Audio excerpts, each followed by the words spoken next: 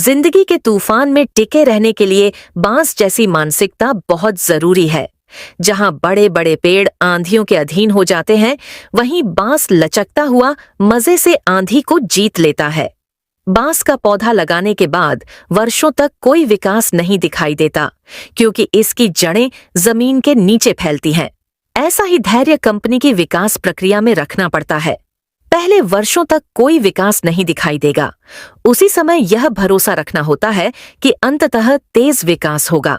हमें श्रम किए जाना है।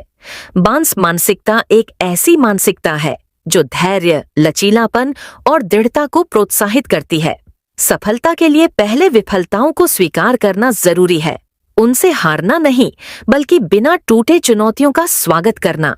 ऐसा व्यक्ति मानसिक रूप से लचीला होता है। हवा का विरोध करने के बजाय उसके साथ झुक जाता है। वह बिना नष्ट हुए कठिन परिस्थितियों में जी लेता है। एक और अनूठी बात, बांस अंदर से खोखला होता है। कोई दूसरा पेड़ ऐसा नहीं होता। आपकी भी बनावट जैसी बांस की ही है। इसीलिए आपको सहजता से आंतरिक शक्ति विकसित करनी होगी। यह शक्ति आप इस ध्यान विधि से विकसित कर सकते हैं।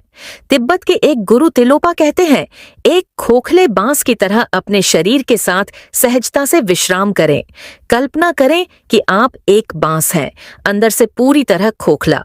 जब आप विश्राम करते हैं तो आपको बस ऐसा महसूस हो कि आप एक बांस की तरह हैं, अंदर से पूरी तरह खाली। और वास्तव में ऐसा ही है। आपका शरीर बिल्कुल एक बांस की तरह है, अंदर से खोखला है। आपकी त्वचा, आपकी हड्डियां, आपका रक्त मांस सब बांस का हिस्सा है। जब आप पूरी तरह से शांत, निष्क्रिय होते हैं, आपकी जीभ तालू को छू रही होती है। विचारों का कोई कंपन नहीं होता।